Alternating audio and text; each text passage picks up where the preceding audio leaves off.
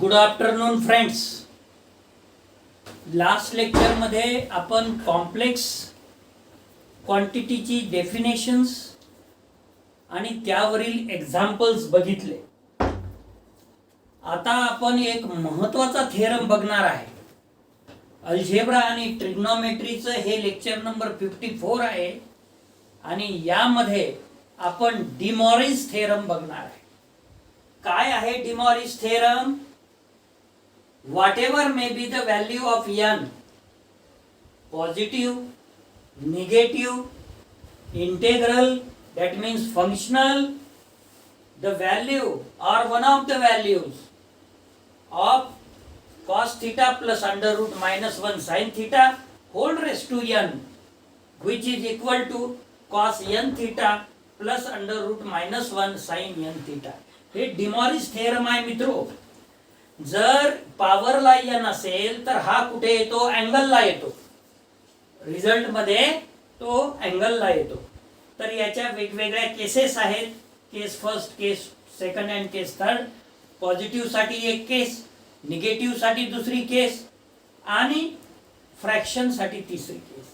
तर केस first proof मध्ये आपण बघणार आहे, let n be a positive integer. जर n पॉझिटिव्ह इंटेजर असेल तर काय होईल? By simple multiplication we have, आपण फॅक्टर घेतले. एका ब्रॅकेटमध्ये cos alpha plus under root minus 1 sine alpha, दुसऱ्या ब्रॅकेटमध्ये cos beta plus under root minus 1 sine beta. आता याचं मल्टिप्लिकेशन केल्यानंतर नेमकं काय होते ते बघा. Which is equal to cos alpha cos beta plus under root minus 1 cos alpha sine beta plus under root minus 1 sine alpha cos beta sine alpha sine beta. दुसरी term आधी लिहून टाकली. इथं साइन अल्फा कॉस बीटा लागेल. काय लागेल बघा, cos alpha cos beta right plus under root minus 1 cos alpha sine beta, ठीक आहे, plus under root minus 1 sine alpha cos beta पाहिजे. इथं काय पाहिजे? कॉस बीटा पाहिजे.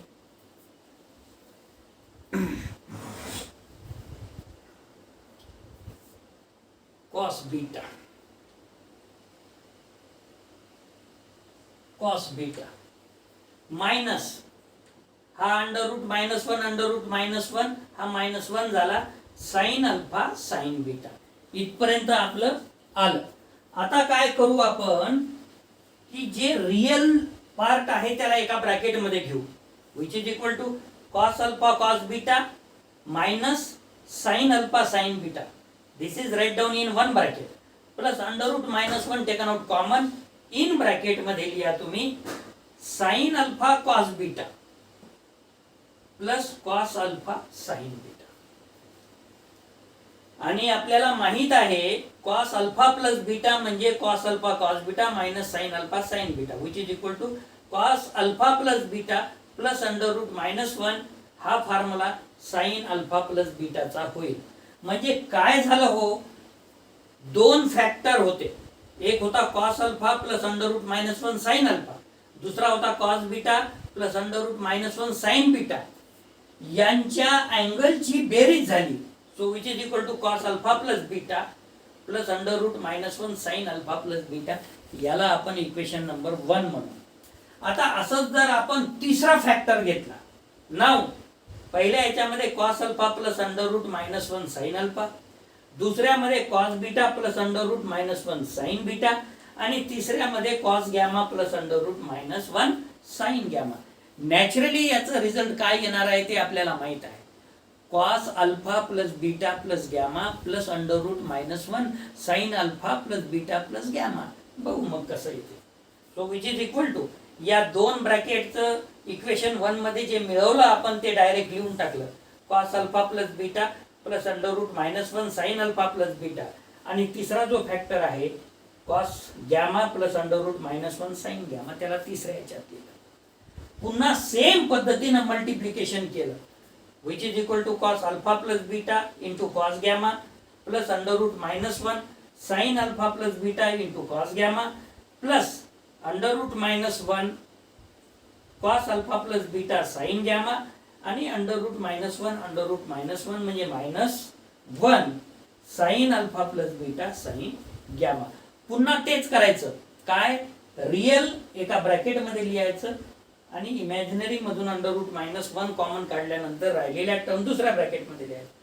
which is equal to cos alpha plus beta into cos gamma minus sin alpha plus beta into sin gamma plus under root मध्ये -1 in bracket sin alpha plus beta into cos gamma plus cos alpha plus beta into sin gamma. पुन्हा formula आपल्याला माहित आहे which is equal to cos alpha plus beta plus gamma plus under root -1 sin alpha plus beta plus gamma. So याच पद्धतीने जर आपण पुढे वाटचाल करत राहिलो, so this process may evidently be continued indefinitely so that in bracket cos alpha plus under route -1 sin alpha, दुसऱ्या bracket मध्ये cos beta plus under route -1 sin beta dot dot dot to n factors. So which is equal to cos alpha plus beta plus gamma plus dot dot dot to n factors plus under root -1 sin alpha plus beta plus gamma plus dot dot to n factors. In this expression, put alpha is equal to beta is equal to gamma is equal to dot dot dot is equal to theta.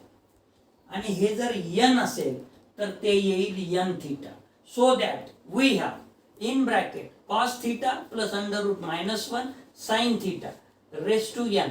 म्हणजे इथं अल्फा होता, याच्या आधीच्या term मध्ये alpha alpha beta beta gamma gamma and up to n factors.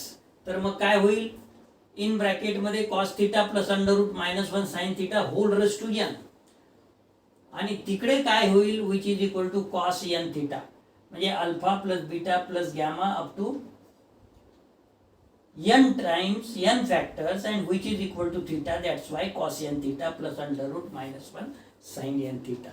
म्हणजे n जर positive integer असेल तर डिमॉरिज थेरम किंवा डिमॉरिज जो फॉर्म्युला आहे तो असा येईल, जो पॉवरला आहे तो अँगलला येऊन जाईल.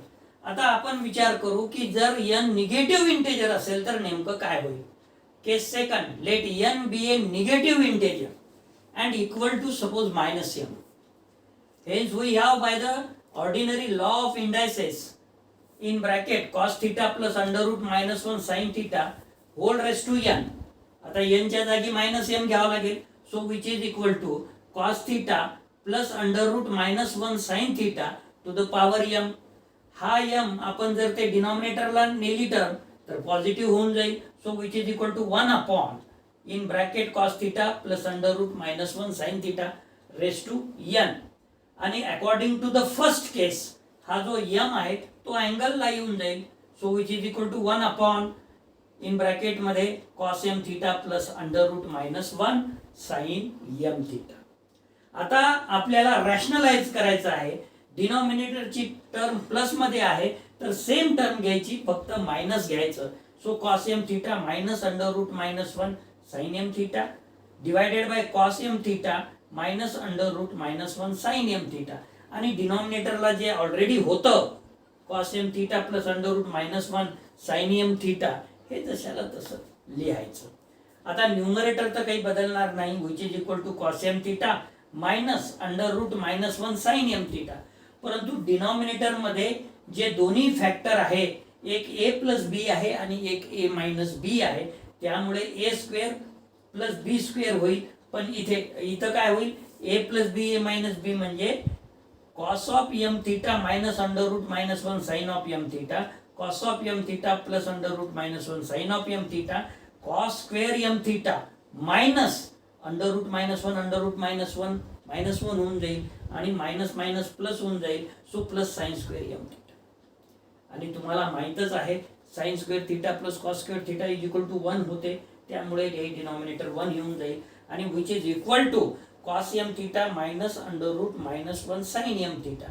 परंतु याला जर आपल्याला which is equal to cos of -m theta लिहिलं तर काहीही फरक पडत नाही.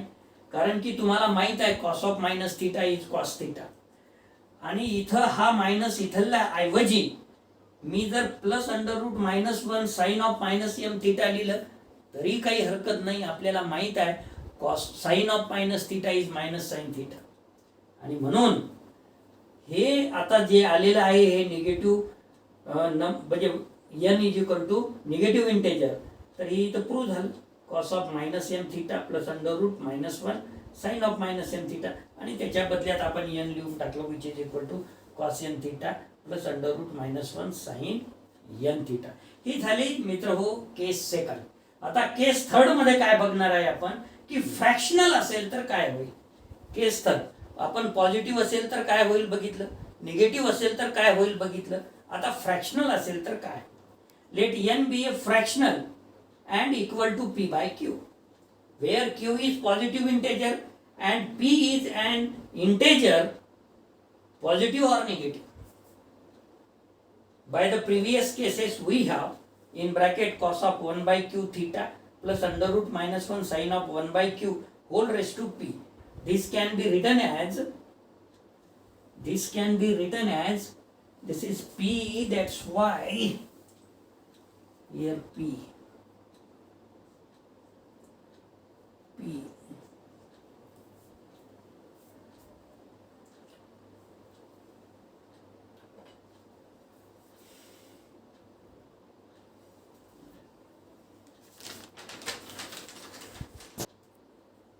By the previous cases we have in bracket cos of 1 by q into theta plus under root -1 sin of 1 by q into theta